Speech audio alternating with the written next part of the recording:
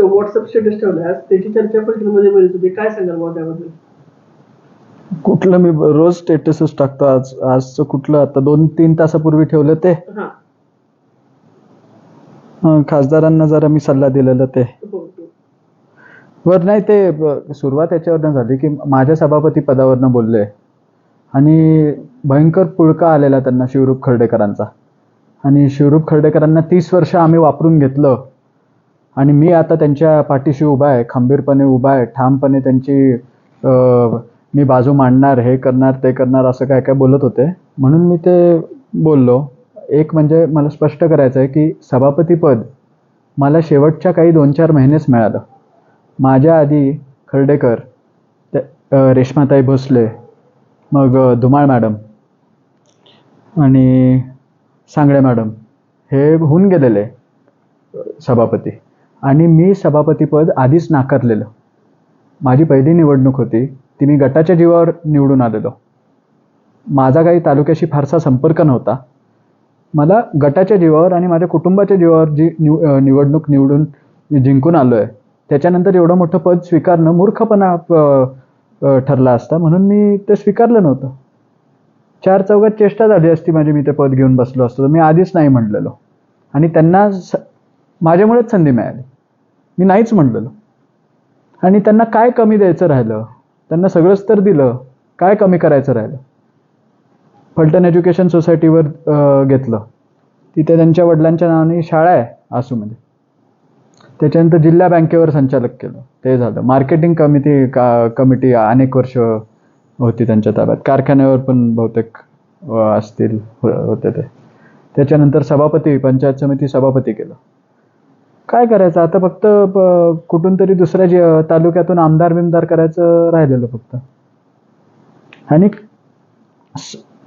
दुसऱ्याची ह्यांची पाठराखण करण्यापेक्षा म्हणजे शिवरूप खर्डेकरांची किंवा माणिकराव सोनवलकरांची तुम्ही स्वतःच्या कार्यकर्त्यांना जपा, अशी मी माजी खासदारांना सल्ला दिली. कारण की त्यांना काय ते कार्यकर्ते जपता येईना. जपता येत असते, निष्ठावंत घरं त्यांच्याही पाठीशी उभे आहेत. त्यांच्या संघर्षात अनेक जणांनी त्यांचीही साथ दिली. तर त्यापैकी कोण निष्ठावंताला एवढे मोठे पद देण्याची ह्यांची ताकद होती, तर आज जे माणिकरावांना पद दिलं ते ह्यांच्या निष्ठावंत कार्यकर्त्यापैकी कोणाला देता आलं नाही का? ते का करत नाही आहेत? कारण की ह्यांचा टाइमपास चाललाय, सगळा पोरखेळ आहे की मी ह्या राजगटाच्या टीममधून माणूस ओढून घेतला, मी असं केलं, मी तसं केलं. ह्यांचा हा सुडाचं राजकारण हे करतात.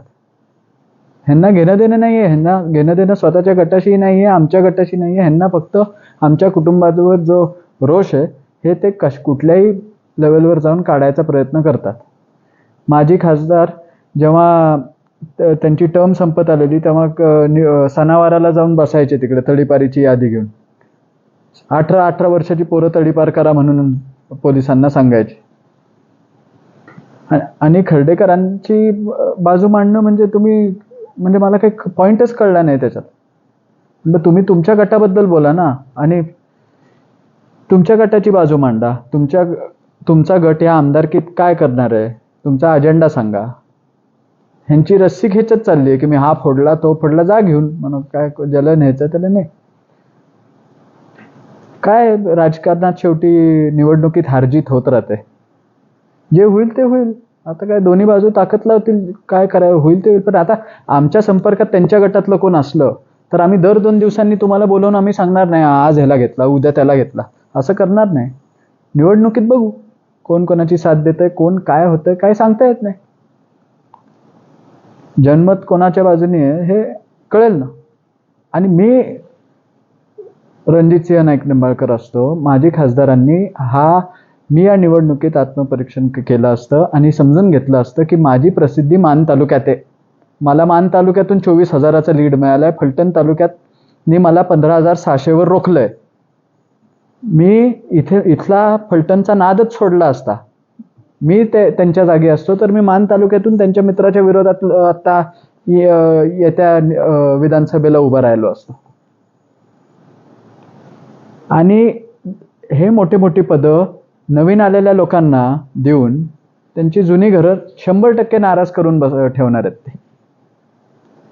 आणि आमच्यावर नेहमी त्यांचा ते बिनबुडाचे आरोप असतातच. आणि हा एक मुख्य म्हणजे आरोप असतो की ह्यांच्या घरातच पदं असतात, हे असतात.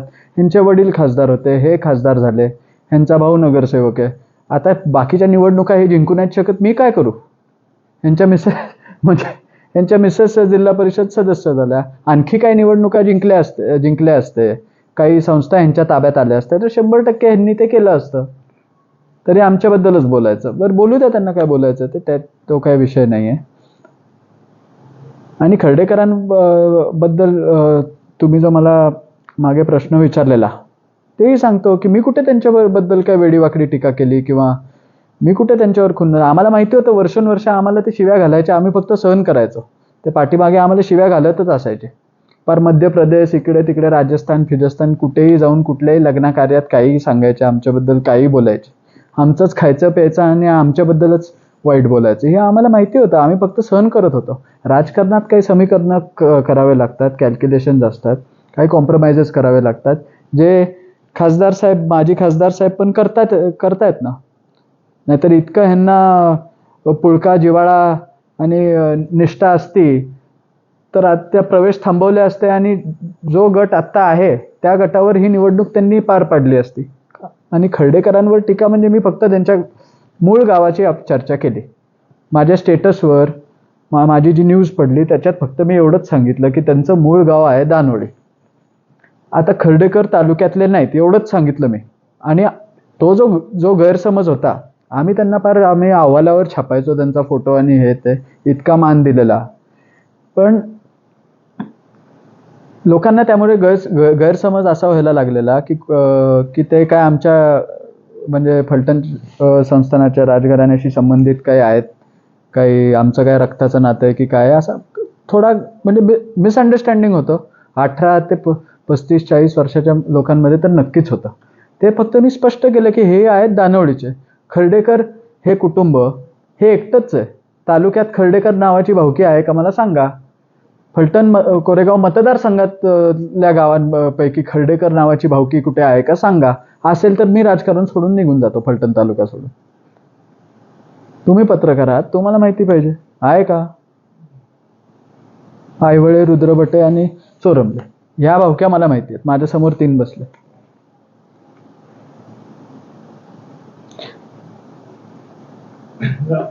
पत्रकार परिषदेत असा एक आरोप झाला होता की राजे गटाचे 90% कार्यकर्ते त्यांच्या संपर्कात आहेत. 90% कार्यकर्ते जर का संपर्कात असते तर फलटण तालुक्यातून त्यांना 1.5-2 लाखाचा, 2 लाखाचा लीड पडला असता. त्यांना चांगली मतं पडली. मागच्या वेळेस 1200 मतांनी त्यांचा लीड होता, 1200 मताचा लीड होता जेव्हा जिंकून आलेले निवडणूक. तेव्हा या टाइम 15,000वर पोचले. पण म्हणजे त्यांचं काहीतरी बहुतेक 9% वगैरे काहीतरी, 9 नाही तर 0.9 वगैरे असं काहीतरी म्हणायचं असेल त्यांना. ते चुकून 90% म्हटले असते. कारण की म्हणजे नाहीतर मग तो लीड 2 लाखापर्यंत गेला असता की नाही. पण मला एक खात्री आहे की ते तिथून निवडून येतील मान तालुक्यातून. त्यांनी ते करावं, तिकडं ट्रायल करावी त्यांनी. आणि सुडाचं राजकारण सोडून द्यावं. टीका टिप्पणी स्टेजपुरती ठेवा. उगीच आपलं काहीतरी कोणाच्याही उद्योग व्यवसायावर हात घालायचा, कोणालाही काही करायचं, 18-19 वर्षाच्या पोरांवर राग काढायचा, फेसबुक इंस्टाग्रामवर पोरांनी कमेंट्स केल्या की त्यांना शिवी काय द्यायची, धमकी काय द्यायची, हा बालिशपणा सोडावा. आणि मी एवढीच आत्ताच्या ह्याच्यात तर एवढीच सल्ला दिली की एवढे मोठे मोठे पदं देण्याची तुमची जर का ताकद असेल तर तुमच्या गटाच्या निष्ठावंत कार्यकर्त्यांना द्या ना. तुमच्या पाठीमागे तुमच्या संघर्षात खांद्याला खांदा लावून लढणारे जे लोक आहेत वर्षानुवर्ष, त्यांना द्या ना. नाही आहेत का कुटुंब? आहेत की, मला माहिती आहेत, अनेक घर आहेत. त्यांची साथ देणारे, हिंदूरावजींची साथ देणारे अनेक घरं आम्हाला माहिती आहेत की आमच्याही परिचयाचे आहेत की त्यांच्यापैकी कोणालाही मोठे मोठे पदं देऊ शकता.